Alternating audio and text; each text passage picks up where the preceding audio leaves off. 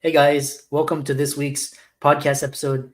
I'm really excited about today's guest, Aleya Harris, and she's got a huge brand. She's an influencer, thought leader, and she is going to talk to us about your story brand. She's going to talk about the power of storytelling, the hero's journey, which is really interesting archetype for storytelling, and how to build your personal brand over your competition. So, Aleya, welcome. Thank you so much for having me. I really appreciate being here. Yeah, and I love having guests such as yourself, and especially in today's day of the importance of building a personal brand. Kind of talk about your story, your and how you got started, what you do, and so on. Awesome. So, I am several things. I'm a bioenergetic business consultant, I'm an award winning international speaker, and I am a retreat host. And over the years, it's been a little bit of not a straight path. It's been a roundabout journey from starting off in marketing and then becoming a private chef and traveling all around the world with my clients to then working as a vendor partner for Google and then turning back to my parent company and being the head of marketing for North America and then being laid off and then starting as an entrepreneur again. So it's ups, downs, and all arounds. But my background allows me to be able to work with a wide variety of folks, from entrepreneurs to corporate individuals. I have a unique background that I understand what burnout feels like. I understand what it's like when you can't figure out your own story. I understand what it's like when you don't know what the next step on your journey is. And so that's a lot of what I use to help people understand who they are, where they're going, and how to stand out from the competition. Yeah, I love that. I love how you describe, the classic hero's journey and kind of talk about this idea of basically this breakout from the sea of sameness with the power of storytelling and, just your journey of ups and downs, kind of weave that into it. So, break out of the sea of sameness with the power of storytelling is one of my stage topics as a speaker, and it centers around you needing to differentiate yourself. And so, when you're in the sea of sameness, you're like kind of like everybody else. You're just floating around in there, and you're like, oh, but I don't want to be in here. But how do you tell one water droplet in the ocean from the next? That's where you're at. And if you're trying to be an entrepreneur, you're trying to build a brand, even if you're trying to raise the ranks at your job or in corporate, you can't be the same little water droplet as the next little water droplet. And there's kind of like baselines, right? So you can only be so good at your job. That will only take you so far. So there's lots of great physicians, right? But at a certain point in time, you hit a level of diminishing returns on just being the best, right?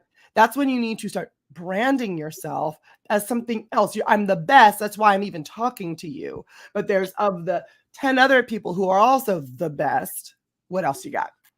Right. Why would I want to come to you to have you speak at this huge conference? Or why would I want to come to you if you're trying to launch your own entrepreneur brand as a doctor? So what happens often is what we do is we're in this sea of sameness and we're like, you know what I'm going to do? I'm going to do this cool new novel thing. I'm going to make up something totally ridiculous. Say you're a surgeon and you're like, I'm going to have my own brand of scalpels.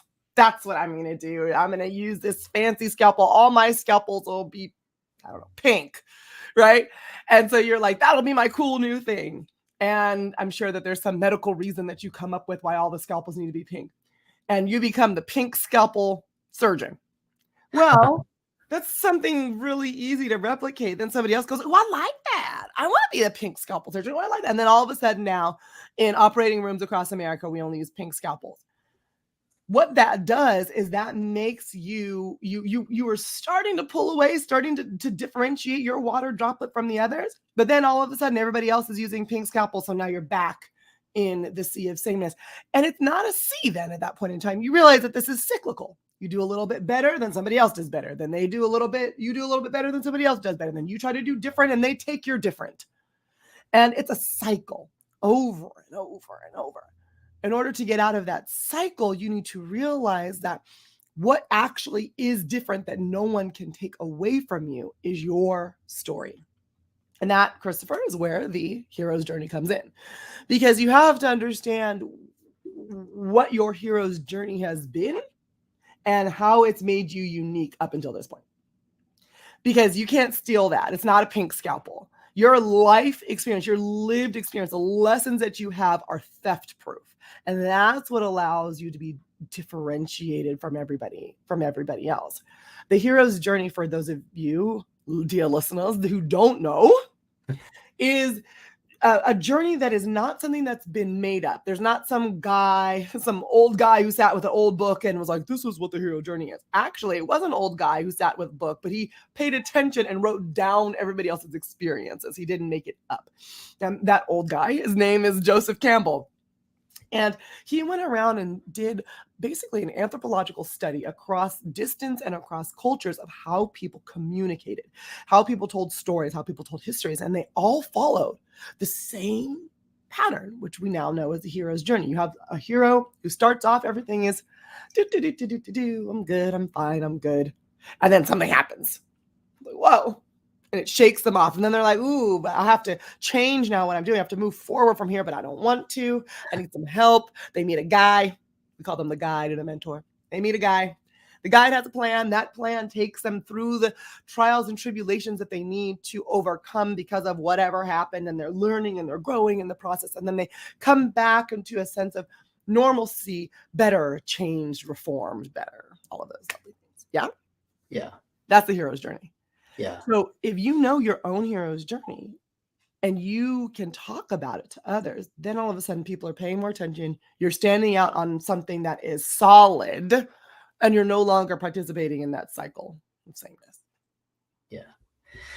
Which is, it's quite because you brought up so many interesting points, because you're talking about, your skill set, your particular skill set, in your profession or whatever, you can get so much better each year, but kind of, it's like Sanjay Gupta or Dr. Phil or Deepak, like, they know how to create a story and a brand. Whereas, there are probably hundreds of thousands of physicians with a similar skill set, but, there's only one Sanjay or one Dr. Phil, which is really Dr. Phil's brand is so strong. Dr. Phil has his Juris Doctorate. Dr. Phil is not a therapist or a physician. His brand is so strong that we are letting him therapize an entire country for over a decade because he's a lawyer. Right? Now that is a strong brand. Yeah. Which is quite interesting because, when I equate Dr. Phil, I'm always thinking clinical psychologist, psychiatrist, therapist. Dr. Phil is a lawyer. He is not a psychologist. He's not a therapist. Interesting. So, but that goes exactly to the point you were saying. Yeah. His brand is super strong. It's interesting because Google Wikipedia says he holds a doctorate in clinical psychology, though he ceased renewing his license in 2006. So, but that's not how he started. So when he started, I don't think he had that degree in clinical psychology. I want to look it up. Yeah. Oh, and let's see here, because his early career, and then he's McGraw Trial Consulting, CSI. Interesting. Early education. So BA, then he got an MA in experimental, then he got a doctor of clinical psychology, and he did so it looks like I don't see anything. I could have sworn this man was a lawyer. I could have sworn this man was a lawyer. Yeah. Well, then I stand corrected. I stand totally corrected. I'm so sorry for harming you, Dr. Phil. Oh, maybe this is where I got it from. It says, before blazing his career in television, Dr. McGraw founded Courtroom Sciences, Inc., a groundbreaking trial science firm bringing his expertise, including that of forensic psychology, to the high-octane litigation area. Interesting. So that's why I thought he was a lawyer. That makes sense. Yeah. Okay, Dr. Phil, I've maligned you. I'm so sorry, Dr. Phil. Yeah. It's quite interesting. If you're listening to this, bring me on your show and we'll talk all about it. Yeah,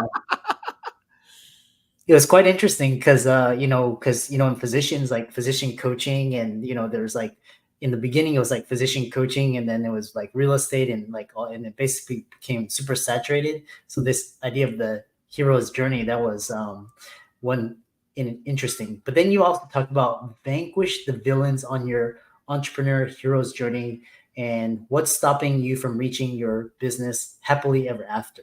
Mm-hmm. So when you're on that hero's journey, so in the traditional hero's journey, there are 13 steps. There's a lot of steps, but that means that there's a lot of places to go wrong, right?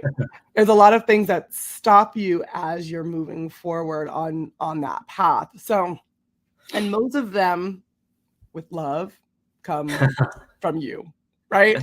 So like, yeah, there are times like when something happens in your life that often that it could come from you, but often something external, even if it's like a disease or an illness. It's not like you were like, you know what I'm going to do? I'm going to go to the illness store and buy this illness. You know what I mean? It's something that happened. So along the way, after that inciting incident, the rest of it is kind of on you. It's around your limiting beliefs, the things that the movement that you do or do not take forward, the advice that you do or do not seek, the exercises, mental, physical, emotional, spiritual, that you do or do not complete. It's those types of things that hold you back. And a lot of the times when we're on our hero's journey, there's 4 main roles that we can fill. We could be the hero, we could be the victim, we could be the villain, or we could be the guide on a hero's journey. The hero is the one who's moving forward, going through transformation, doing all the hard stuff. They don't necessarily know what the heck they're doing, but they figure it out and they have help along the way.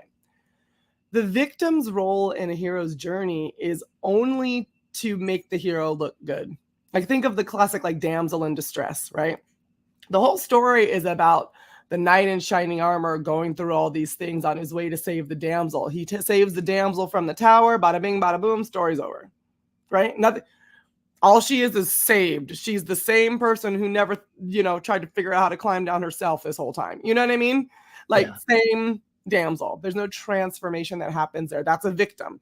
A victim life is happening to you and you're powerless to do anything against it. The villain is the opposite of the victim. The villain takes pleasure in, being bad and tormenting the hero, but they also don't experience a transformation. They were bad in the beginning. They maybe see the error of their ways towards the end. Maybe they don't, but it's not really, they're just the cause of the hero's pain. The story is still about the hero. And then the guide is what I like to think of as a previous hero, someone who's been there, done that, and is here to help you on your journey. The goal for me of all heroes is to become guides. Yeah. In your hero's journey, one of the biggest pitfalls that you need to avoid is all of those limiting beliefs, limiting characteristics, turning you from a hero into a victim. Because if you become a victim, you're just in the tower. Oh, woe is me. Woe to me. I mean, that's about all you got. You're not saving anything. You're not progressing. You're not moving forward. Life will just continue to be the same bad or will get worse because as the victim, you have given up control of your story to someone else. The challenge is when you transfer yourself from the hero to the victim role, there's no guarantee that there's a knight in shining armor coming to save you. So you could just be there. I know victims who have been victims for 30 years, right?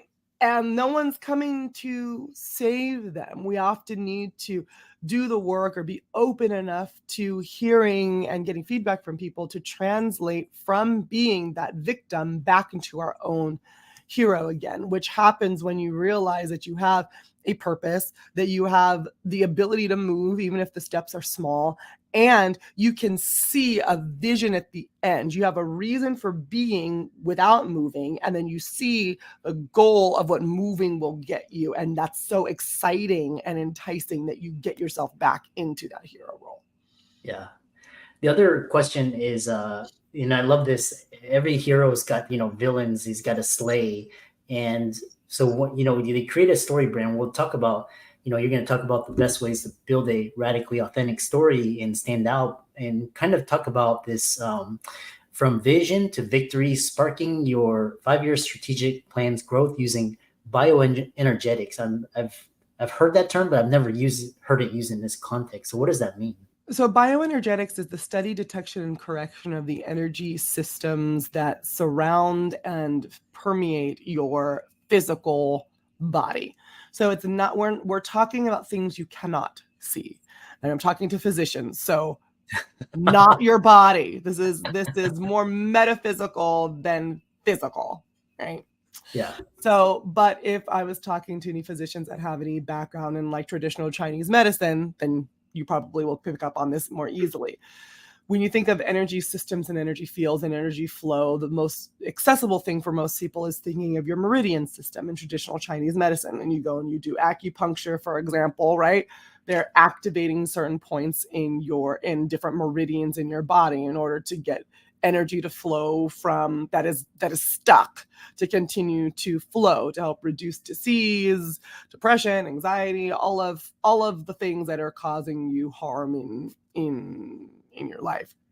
Yeah. So bioenergetics is a multimodal approach to energy alignment. So it could include, the correction piece could include acupuncture, Reiki energy healing, a whole bunch of other modalities, but it's really about the detection piece that I find is the most interesting. So bioenergetics, if you're using a system called the NEST Bioenergetics Health System, you actually uses a software program to be able to tell where you are on and where you're off in your energy. And that saves, at least clients that work with me, sometimes days, weeks, months, years of trying to figure it out on their own, or it gives them the validation, like, yeah, actually what you're seeing is correct, right? Like you are feeling this thing that more allopathic doctors have said, oh no, it's just in your head. And by the way, if you are a physician out there, can I just do a plea? Please stop telling people that. Please stop telling people it's in their head. Maybe it is, but most of the time there's something real that they are feeling. So then all they do is they leave your office and they go somewhere else to try to figure out what that thing is. So when we're using bioenergetics, the thought is that if your energy is off, you are off, which means you are off in your story. Often when people come to me for bioenergetic business consulting, their company or themselves are blocked.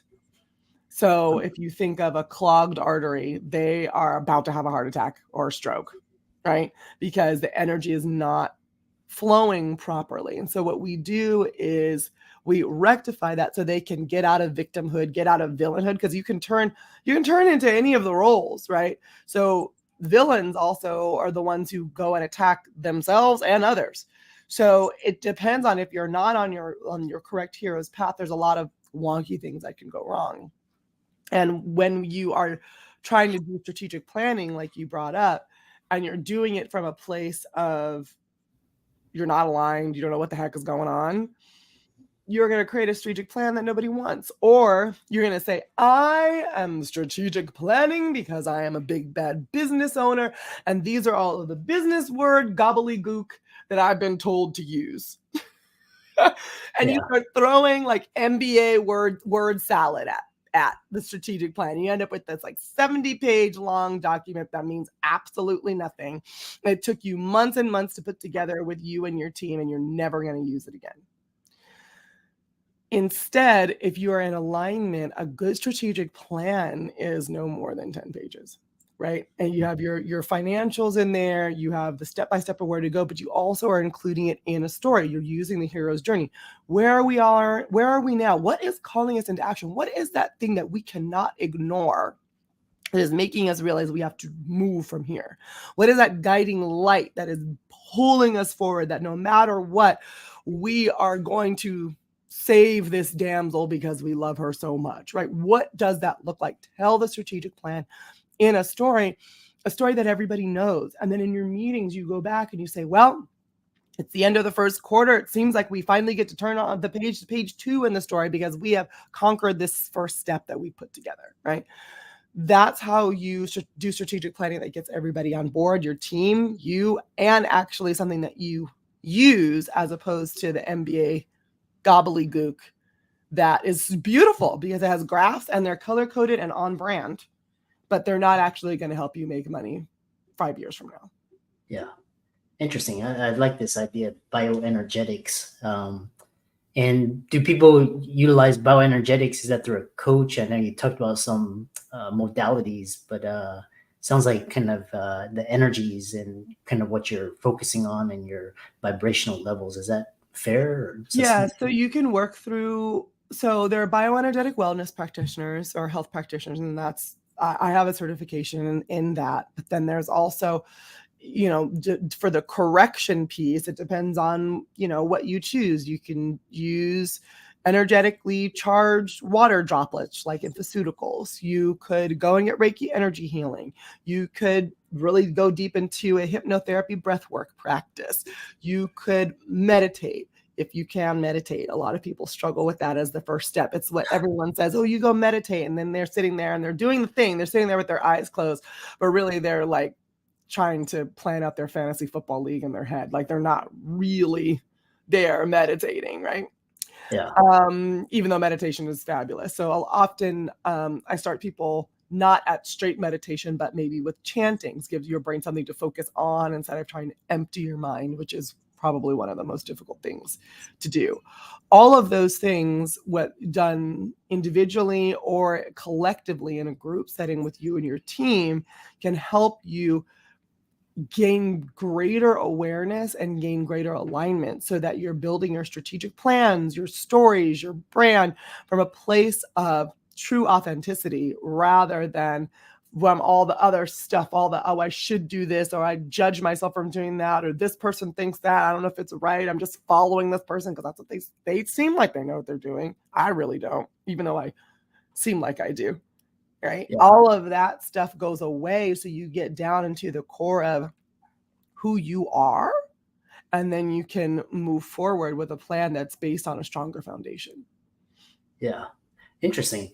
Kind of the next kind of question is this question of why, how to stand out for the competition. Why should someone choose you over your competition, and kind of best ways to build a radically authentic story? So if you haven't read the book, Building a Story Brand by Donald Miller, I highly recommend it. Building a Story Brand by Donald Miller takes the steps from Joseph Campbell that I mentioned before and puts it into a marketing book. And it simplifies it a little bit. And so that's a great place to start if you're wanting to build your differentiation story, because it takes you through the 7 steps of the Story Brand SB7 framework, which you start off with, have a character who's not you, who's your client, your customer. And they have something they want real bad. They want it real bad, but they have a problem that's getting in the way. And that problem, they understand the problem, they feel the problem in their heart, and they have this sense of justice, a sense of right and wrong around this problem. They're like, I don't know how to solve this problem. So they need a guide. And that guide gives them a plan, a 3-step plan to action. And that plan results in success or failure for them. And if you construct your story using that framework, it's clearer to understand. It doesn't go back starting like, you've heard those or read those websites or seen those people. Well, this company started back in 1925 with my great-grandfather. And by the time they finish the word great-grandfather, I'm already asleep. I'm not listening. I don't care. When you structure your business communications and messaging in the form of a story, like in the Story Brand framework, then people are paying attention. They can understand what you're saying, and they understand why you're different, because the problem you solve it is unique. The plan that you bring forward for them is unique. And you're able to communicate how you stand out from everybody else truthfully by just being clearer than everybody else will get you 85% of the way there.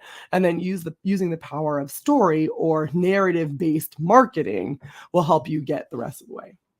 Interesting.